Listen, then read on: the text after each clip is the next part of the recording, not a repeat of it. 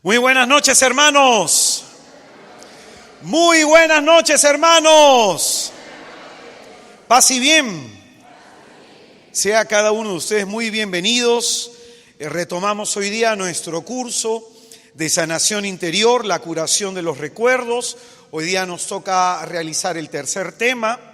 Le damos la bienvenida. Nosotros somos misioneros de Santa María de Nazaret. Nuestros hermanos de la comunidad Tabor, los que nos están atendiendo en este mes. El tema que vamos a desarrollar se llama la memoria y el proceso de curación de los recuerdos. La memoria y el proceso de curación de los recuerdos. Este tema lo vamos a tener por una cuestión práctica, dividirlo en dos partes, porque tenemos que hablar de la memoria en su sentido religioso y también desde un enfoque psicológico, cómo Dios opera a través de nuestros recuerdos, cómo nos cura, qué es lo que pasa en la mente, en el inconsciente con los recuerdos traumáticos. Entonces la primera parte de este tema es hablar sobre el sentido religioso, el sentido teológico de la memoria. Amén. La memoria y el proceso de curación de los recuerdos, primera parte, y utilizamos el libro de Números, capítulo 13, versículos del 25 hacia adelante. Dice la Sagrada Escritura: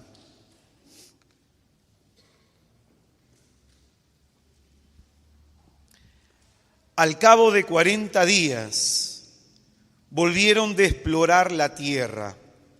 Fueron y se presentaron a Moisés, a Aarón y a toda la comunidad de los israelitas en el desierto de Param, en Cádiz. Les hicieron una relación a ellos y a toda la comunidad y les mostraron los productos del país. Les contaron lo siguiente: fuimos al país al que nos enviaste y en verdad que emana leche y miel. Estos son sus productos. Solo que el pueblo que habita en el país es poderoso. Las ciudades fortificadas y muy grandes. Hasta hemos visto allí descendientes de Anac. El amalecita ocupa la región del Negev. El hitita, el amorreo y el jebuseo ocupan la montaña. El cananeo, la orilla del mar y la ribera del Jordán. Caleb acalló al pueblo delante de Moisés diciendo: subamos y conquistemos el país, porque sin duda podremos con él. Pero los hombres que habían ido con él dijeron: no podemos subir contra ese pueblo, porque es más fuerte que nosotros. Y empezaron a desacreditar ante los israelitas el país que habían explorado, diciendo: el país que hemos recorrido y explorado es un país que devora a sus propios habitantes. Toda la gente que hemos visto allí es gente alta. Hemos visto también gigantes, hijos de Anac, de la raza de los gigantes. Nosotros nos veíamos ante ellos como saltamontes, y eso mismo les parecía a ellos.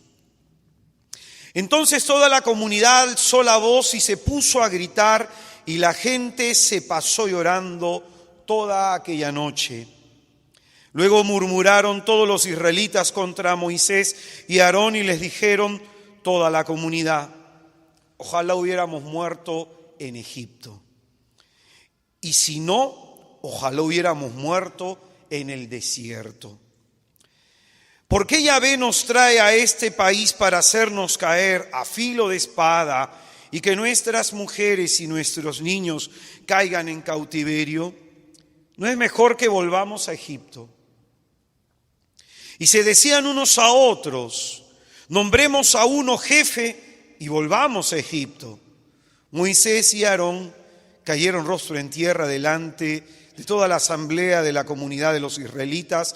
Pero Josué, hijo de Nun, y Caleb, hijo de Jefoné, que eran de los que habían explorado el país, rasgaron sus vestiduras y dijeron a toda la comunidad de los israelitas: la tierra que hemos recorrido y explorado es muy buena tierra. Si Yahvé nos es favorable, nos llevará a esa tierra y nos la entregará. Es una tierra que emana leche y miel. No os rebeléis contra Yahvé, ni temáis a la gente del país, porque son pan comido.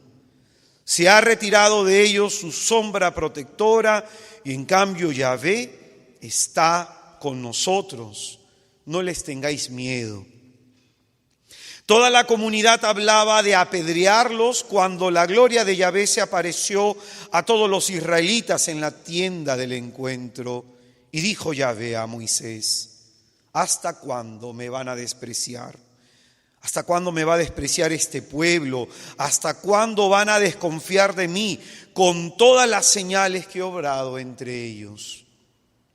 Los heriré de peste y los desheredaré, pero a ti te convertiré en un pueblo más grande y poderoso que ellos. Moisés respondió a Yahvé: los egipcios se han enterado de que tú, con tu poder, sacaste a este pueblo de medio de ellos. Se lo han contado a los habitantes de este país. Estos se han enterado de que tú, Yahvé, estás en medio de este pueblo y te das a ver cara a cara, de que tú, Yahvé, permaneces en tu nube sobre ellos y caminas delante de ellos en día en la columna de nube y por la noche en columna de fuego. Si haces perecer a este pueblo en la tierra que les había prometido con juramento, los ha matado en el desierto. Muestra pues ahora tu poder, mi Señor, como prometiste, diciendo: Yahvé es tardo a la cólera y rico en bondad, tolera iniquidad y rebeldía, aunque nada deja sin castigo, castigando la iniquidad de los padres en los hijos hasta la tercera y cuarta generación. Perdona pues la iniquidad de este pueblo conforme a la grandeza de tu bondad, como has soportado este pueblo desde Egipto hasta aquí.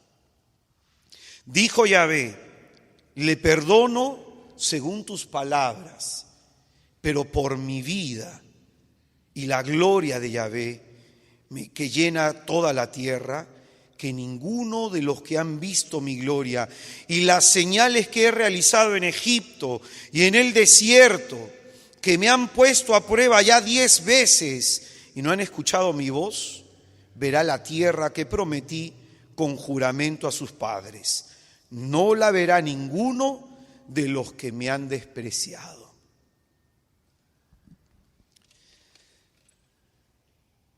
Es palabra de Dios.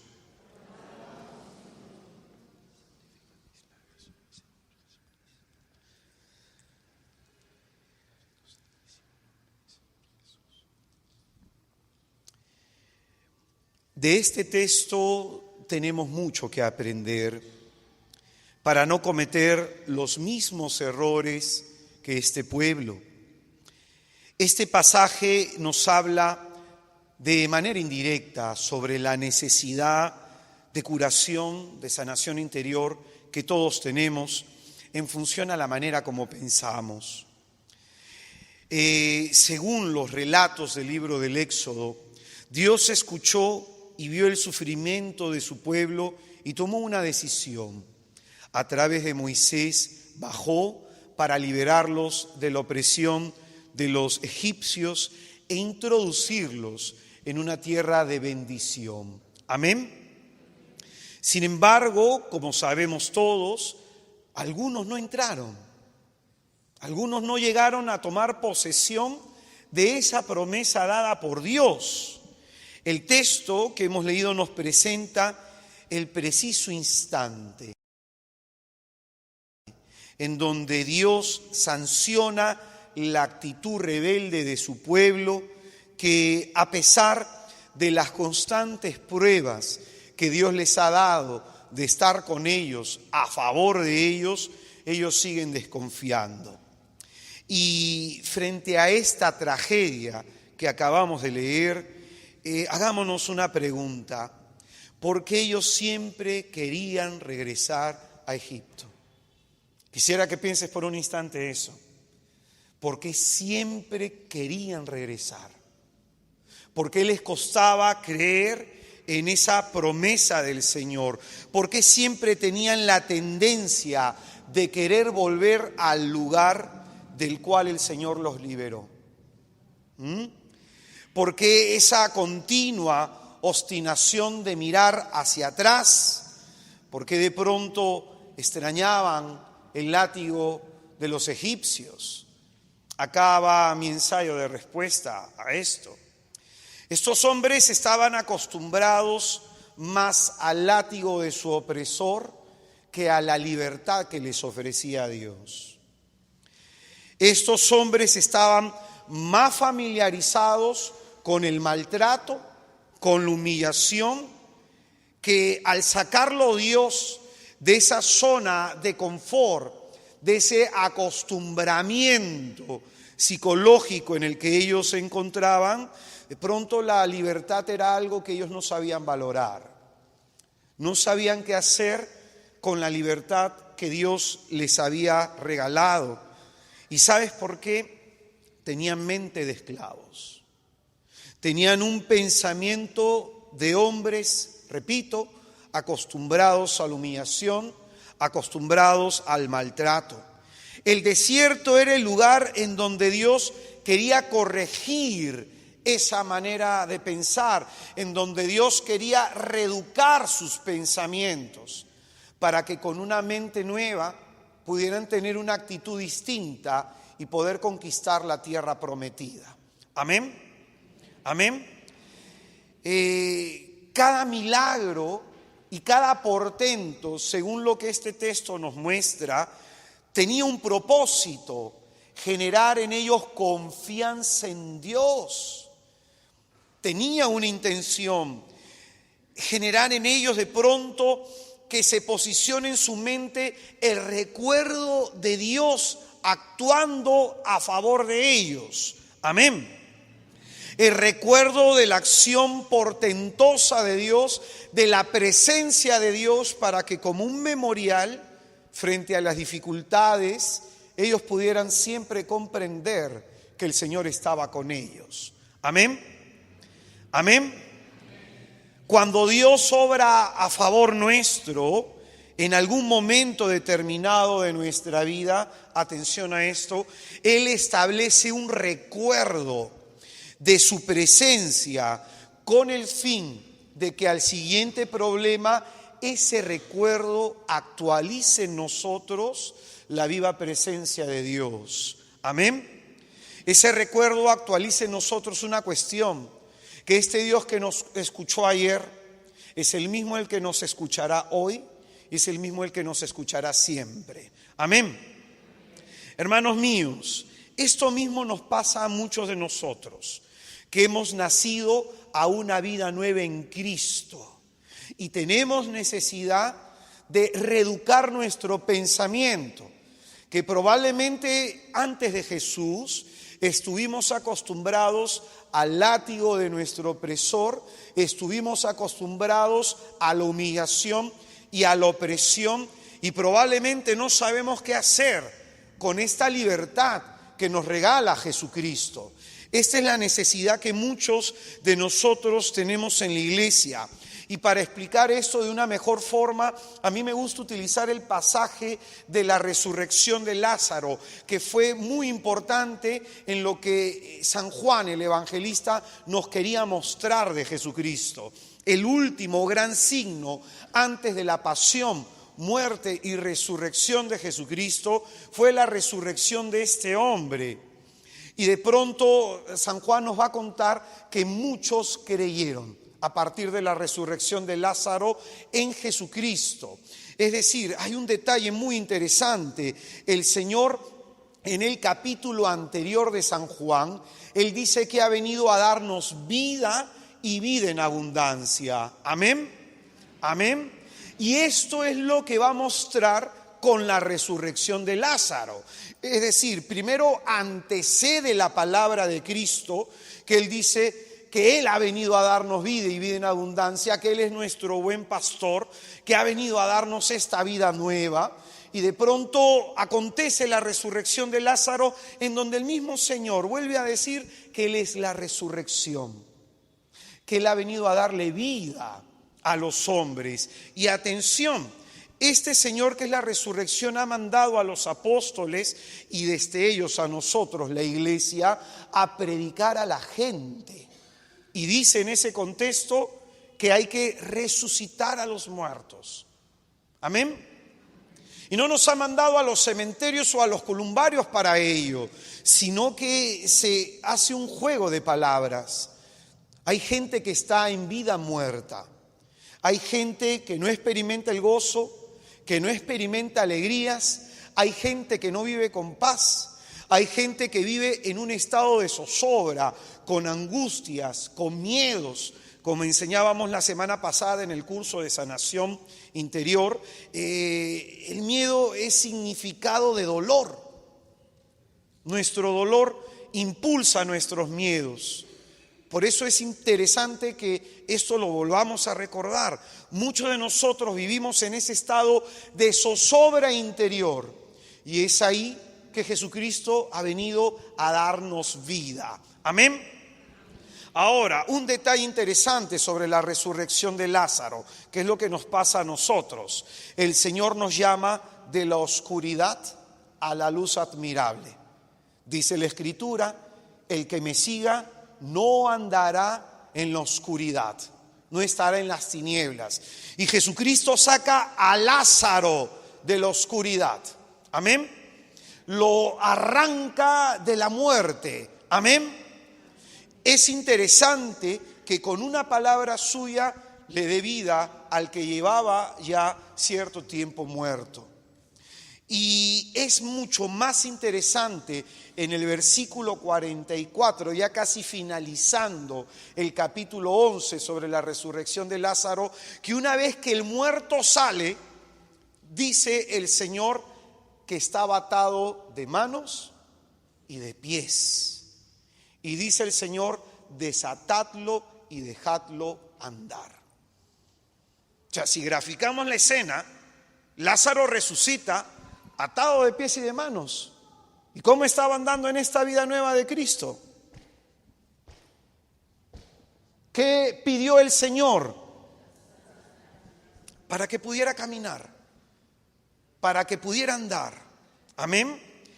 ¿Qué nos enseña esto? Que muchos de nosotros podemos tener ataduras que impiden desenvolvernos bien en esta vida nueva que nos ofrece Jesucristo.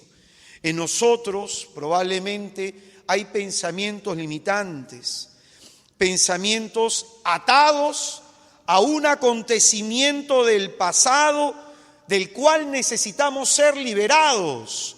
Amén. Pensamientos que probablemente brotan de heridas emocionales y que de alguna manera nos condicionan en nuestro comportamiento, en nuestro modo de sentir, en nuestro modo de pensar y en nuestro modo de actuar. ¿Por qué el pueblo hebreo tenía siempre la tendencia de querer volver a Egipto? La carta de los Efesios nos habla en el capítulo 4, en el versículo 18, ahí el apóstol va a hablar de que hay algunas personas que tienen la mente obcecada en las tinieblas. Es decir, que hay dentro de ellos una confusión, que hay dentro de ellos una falta de claridad. De pronto, esto de manera indirecta nos habla de que hay necesidad de que se cure nuestra mente, de que se curen esos pensamientos automáticos que a veces nos empujan a tomar decisiones que probablemente en vez de acercarnos a la bendición que Dios quiere de nosotros, nos alejan. Amén. Y en 2 capítulo 10, versículo 5, Segunda de Corintios capítulo 10, versículo 5, el apóstol descubre que hay en la iglesia gente que tiene pensamientos levantados como un baluarte para no poder adquirir el conocimiento perfecto de Dios. Es decir, gente que tiene bloqueos mentales. Gente que tiene bloqueos mentales para poder penetrar y adquirir el conocimiento de Dios. Una herida emocional, hermanos, genera en nosotros una conducta específica. Nosotros primero sentimos, pensamos y actuamos. Lo más genuino que hay en nosotros es la experiencia interior, lo que sentimos. Entonces, muchas veces estas heridas emocionales y de ellas van a brotar miedos. Este miedo va a influenciar mi manera de pensar y esa forma de pensar me va a hacer actuar de determinada forma. Amén. Amén. De ahí la importancia de que cierren esas heridas emocionales porque, repito, generan una conducta específica en nosotros. Entonces, esos son los baluartes que nos impiden a nosotros acceder al conocimiento de Dios y que tengamos una mejor respuesta de la fe. Vamos a todo esto que hemos dicho de manera teórica, descenderlo de forma práctica. Pongamos un ejemplo. Me tocó orar en una zona de misión por un hombre. Esta era una persona alemana. Entonces esta persona, con mucho respeto, a mí me dijo que no creía en Dios. Entonces yo le respeté eso. El tiempo que estuve de misiones, como un mes en esta zona, le estuve insistiendo a esta persona para que me permitiera orar por él. Entonces la persona huía, acuérdate el taller de la semana pasada, esta persona era huidiza, entonces probablemente había tenido heridas de rechazo, primeras heridas las más antiguas a nivel emocional que podamos tener. Finalmente, 2 días antes de irme, el hombre accedió. En ese momento comencé a orar por él y el Señor me mostró por qué él no creía en Dios. Lo primero y más doloroso que él experimentó, que a una temprana edad vio o se enteró que su padre murió congelado en la nieve. Su padre era un hombre que tenía problemas de alcoholismo y un día salió, nunca regresó, fue la policía y le avisó a la familia de que su padre estaba de pronto muerto, había muerto congelado. Esto provocó un impacto psicológico durísimo en esta persona que ya de por sí debió haber tenido una vida difícil con un padre alcohólico. Asumió su paternidad un tío al cual él quería y estimaba mucho y probablemente había desórdenes psicológicos, psiquiátricos en la familia y el tío se suicidó. Desde este momento él dijo: no creo en Dios. Mira lo que ha provocado en esta persona una experiencia dolorosa y traumática. Que este hombre definitivamente piense de que Dios no existe. Porque según sus conclusiones a las que él había llegado, ¿por qué he pasado todo lo que he pasado si Dios existe? En ese momento que yo estaba orando por él, el Señor me mostraba todas estas heridas y se las iba diciendo con la traductora que teníamos en ese momento, pues estábamos orando los dos, la traductora y yo, por esta persona, y este hombre comenzó a llorar. Y el Señor le dijo algo que a mí me sorprendió para sanarlo: aunque tú no creas en mí, yo creo en ti. Y el hombre reventó en llanto.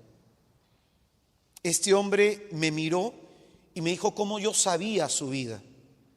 Y yo le dije: es que Dios conoce la vida de todos y sabe qué es lo que nos ha dolido tanto en un momento de nuestra vida.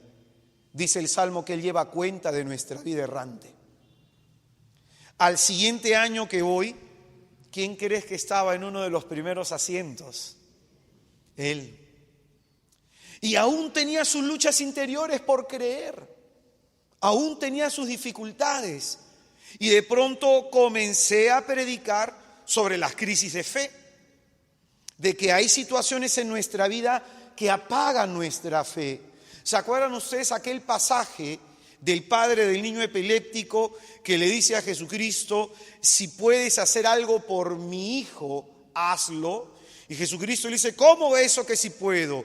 Todo es posible para el que cree. Y él clama con una oración muy sincera: Señor, yo creo, pero ayuda a mi poca fe. ¿Por qué la fe de este padre se debilitó? Producto de ver tantos años a su hijo enfermo.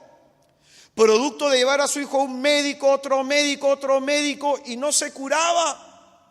Producto de ver el sufrimiento de su hijo y no poder hacer nada. Entonces, más encima, los apóstoles no pueden liberarlo del demonio que le oprimía. Entonces, muchos de nosotros, no solamente cuando tenemos un problema, es algo que nos afecta psicológicamente, sino que también afecta directamente nuestra relación con Dios, en el ámbito de lo que creemos, en el ámbito de nuestra fe. Amén. Por eso es importante hablar de la memoria en un primer momento en su sentido religioso. Pongo otro ejemplo. Un día estaba conversando con un joven que me dio un testimonio muy pedagógico. Esta persona, cada vez que encontraba algo difícil en su vida, se frustraba, se desanimaba, se desalentaba, a veces hasta renegaba con Dios y renegaba de Dios cuando las cosas le costaban. Entonces yo comienzo a conversar con él y comenzamos a escarbar en sus recuerdos, y de pronto emergió de su memoria un recuerdo muy interesante. Cuando él estaba haciendo su primera comunión, escuchó de pronto que sus padres estaban discutiendo en la sala. Él en ese entonces estaba muy abierto a creer todo lo que la catequista le decía, y de pronto se arrodilló en su habitación y comenzó a pedirle a Dios que sus padres dejaran de pelear. Y comenzó a pedirle a Dios así por más de 20, 35 minutos. Y de pronto sale él entusiasmado, creyendo de que sus padres ya habían dejado de pelear, y apenas pisa la sala ve a su papá metiéndole un puñete en la cara a su madre. En ese momento él regresó a su habitación llorando y comenzó a renegar de Dios. Y comenzó a decirle: nunca más vuelvo a creer en ti. Pues bien, muchos de nosotros tenemos experiencias similares, en donde en algún momento hemos dicho: ya no voy a creer en Dios. Esto es importante, por eso todos estos temas que son hasta diciembre, cada tema es importante que lo vivas. Cada tema es importante que lo vivas, porque estas experiencias generan en nosotros no solamente un bloqueo en la fe, en nuestra capacidad de creer, sino que, escucha bien, desfiguran el rostro amoroso de Dios. Desfiguran el rostro amoroso de Dios. ¿Se acuerdan ustedes la parábola de los talentos? Amén. En la parábola de los talentos se nos presentan 4 personas. 3 que hacen que sus talentos se multipliquen, y la última simplemente lo escondió. Y quiero que escuches bien lo que el texto bíblico nos dice en el Evangelio de Mateo, en el capítulo 25. Dice en el versículo 22 hacia adelante, dice: llegándose también el de los 2 talentos, dijo: Señor, 2 talentos me entregaste, aquí tienes otros 2 que he ganado. Su señor le dijo: bien, siervo bueno y fiel, en lo poco has sido fiel, al frente de lo mucho te pondré, entra en el gozo de tu señor. Ahora escucha bien, mira lo que le dice: entra en el gozo de tu señor, entrar a la tierra prometida.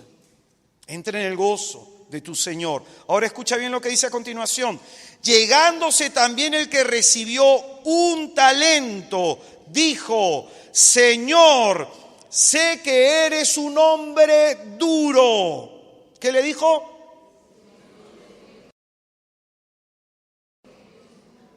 ¿Y por qué él sabe que él es un hombre duro?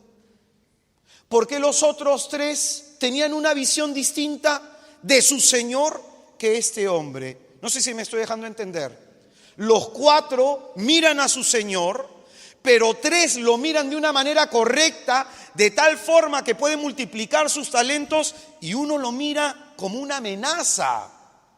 Uno está mirando a su Señor con miedo, con terror, le sirve, pero con un miedo servil. Como muchos acá, le tenemos miedo a Dios. Pensamos que Dios no nos va a escuchar. Pensamos que Dios es distante. Y hacemos las cosas más que por amor, por temor al castigo. Entonces mira lo que dice, llegándose también llegándose también el que había recibido un talento, le dijo: Señor, sé que eres un hombre duro, que cosechas donde no sembraste y recoges donde no esparciste. Por eso me dio miedo. ¿Qué le dio? Siempre recuerda, tú experimentas miedo, detrás de esa sensación de miedo debe haber dolor. Debe haber dolor. Entonces algo ha pasado en la vida de este siervo que le hace ver a su Señor de una manera distorsionada. Algo ha pasado en la vida de este siervo que le hace ver a su Señor de una manera distinta como lo ven los demás. Porque el que recibió 5 talentos no lo veía así y multiplicó los talentos. Porque el que recibió de pronto 4, el que recibió 2. Porque este que recibió 1 lo veía así. ¿Cuántos acá tenemos problemas con la autoridad? ¿Cuántos acá nos cuesta obedecer una orden? ¿Cuántos acá nos cuesta relacionarnos con una persona que tiene autoridad? Por ejemplo, hay gente que se me acerca a mí y me dice: hermano, es que usted me da miedo. ¿Tú me conocerás como para que te dé miedo? El problema está que como uno puede tener una imagen de autoridad, uno siente miedo, no de la persona, sino de ese miedo que viene de una idea preconcebida, de una experiencia dolorosa en donde alguna imagen de autoridad, o mi padre o mi madre, o en el colegio, o alguna imagen de autoridad, de pronto me pudo haber oprimido. Entonces yo tengo miedo a acercarme a Dios porque es Rey, pues, porque es Señor. Amén. Entonces, fíjate tú cómo se puede desfigurar la imagen de Dios por las experiencias traumáticas que tengamos. Por eso, lo primero que vamos a hacer en este tema es hablar del recuerdo, pero en su sentido religioso, para luego hablar la próxima semana de su sentido psicológico. Al hablar del sentido religioso de la memoria, es resaltar, atención, la importancia que tiene la memoria y los recuerdos en mi vida personal. La importancia de la memoria y mis recuerdos en la vida espiritual. Amén. Amén. Por ejemplo, en un día yo estaba dando un curso sobre María y fue toda una semana predicando sobre la Santísima Virgen, y una persona se me acercó y me dijo: hermano, yo no entiendo por qué no siento devoción a la Virgen, no entiendo por qué a mí me cuesta acercarme a María, confiar en ella, creer en ella, pienso que le voy a faltar el respeto a Jesús. Y yo le decía a ella: nunca vas a poder amar a María, como dirá el santo, más de lo que la amó su hijo. Nunca. Y el miedo a amar a María, le digo, tiene un punto de partida. ¿Cómo fue la relación con tu madre? Mira la relación con tu madre. Tu madre fue una madre amorosa, una madre cercana, una madre que te acobijó, una madre que respondió positivamente a tus necesidades afectivas. O tu madre fue una mujer que siempre reprimía, que siempre agredía verbalmente, una madre que te ponía en un estado de ansiedad y no te traía paz. Por eso, esto va a ser el primer punto que tú tengas que superar para poder tener una sana devoción a la Santísima Virgen de Nazaret. Amén. Entonces, la memoria, nuestros recuerdos, tienen una implicancia en nuestra vida espiritual. Por eso, la necesidad de la curación de los recuerdos. Amén. La memoria, como potencia del alma, es una capacidad que tiene nuestra alma para poder evocar el pasado, para poder traer esos acontecimientos ya acontecidos al presente. Esta es la capacidad de la memoria como potencia del alma. Acá te doy un dato interesante. Cuando tú te mueras, llegues a la presencia de Dios, vas a recordar todos los días de tu vida y vas a tener la claridad, incluso desde el momento en que fuiste concebido, porque antes que tu cerebro se formara, tú ya tenías memoria. Amén. Amén. Entonces, la memoria es la potencia del alma que tiene la capacidad de evocar, de traer del pasado al presente los recuerdos. Pero esto que decimos no es poca cosa, no es poca cosa. En su sentido religioso, el Salmo 103 es muy específico para ello. Salmo 103 fuera de paréntesis, Salmo 102 dentro de paréntesis. Escucha bien lo que dice. Bendice alma mía a Yahvé. Escucha bien, el fondo de mi ser a su santo nombre. Este es el versículo que me interesa. Bendice alma mía a Yahvé, nunca olvides sus beneficios. La memoria es importante para nuestra relación con Dios porque nos permite evocar, recordar, traer del pasado al presente todos los beneficios que hemos recibido de Dios. Amén. Si tú rezas todo este salmo, lo lees todo este salmo, en este salmo se va a decir: porque tú has perdonado mis pecados, porque tú me has sacado de situaciones de esclavitud, tú has sido bendición para mi vida, tú me salvaste. Y el salmista comienza a recordar todos los favores que de Dios ha recibido. Y esta es una función importantísima de la memoria, una función importantísima de la memoria en nuestra relación con Dios. ¿Se acuerdan ustedes lo que habíamos leído en el libro de Números sobre lo que el Señor le dijo a Moisés sobre los israelitas? 10 veces me han puesto a prueba, han visto mis signos, han visto mis prodigios y siguen sin creer en mí, sin confiar en mí. Es decir, ellos no recordaban. Ellos no hacían de pronto esta dinámica de entrar dentro de ellos y ponerse a pensar frente a la futura situación complicada que se les presentaba, que Dios había obrado por ellos tiempo atrás, que Dios había hecho cosas grandes por ellos tiempo atrás. Es decir, por eso la memoria es importantísima en nuestra relación con Dios. Amén. Amén. Pongamos otro ejemplo bíblico, el Magnificat, la oración que Lucas nos da testimonio de María de Nazaret. La oración del Magnificat, si tú la lees bien y sobre todo ves las citas en paralelo, nos presenta una fraseología bíblica impresionante. Es decir, la Virgen hace un memorial, hace un recordatorio. Ella evoca en su oración todas las acciones portentosas de Dios. Todas las acciones portentosas de Dios. Por eso es que cuando tú lees el Magnificat, ves al costadito que ella está citando varios textos bíblicos. ¿Qué significa esto? Que ese recuerdo de la acción poderosa de Dios en el pasado, ella le mantuvo viva la esperanza de que Dios iba a actuar. Amén. Amén.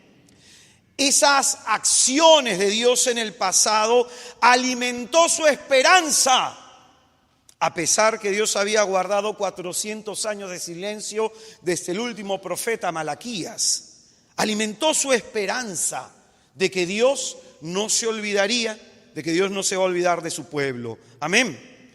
Entonces, esta acción de recordar las acciones de Dios, esta acción de pronto de evocar la obra de Dios en nuestra vida, la obra salvífica de Dios, es acción del Espíritu Santo. En Juan capítulo 14, Juan capítulo 14, en el versículo 26. Juan capítulo 14, en el versículo 26 dice: pero el Paráclito, el Espíritu Santo que el Padre enviará en mi nombre, os lo enseñará todo y os recordará todo lo que yo os he dicho.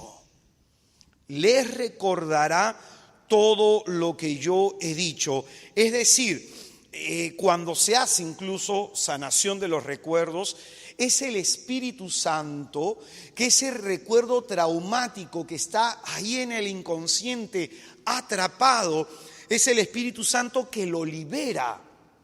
Y ese recuerdo emerge del inconsciente al consciente para que en ese momento de oración podamos ofrecérselo a Dios y Él curarlo. Entonces, dice acá la Sagrada Escritura que es el Espíritu Santo quien nos hace recordar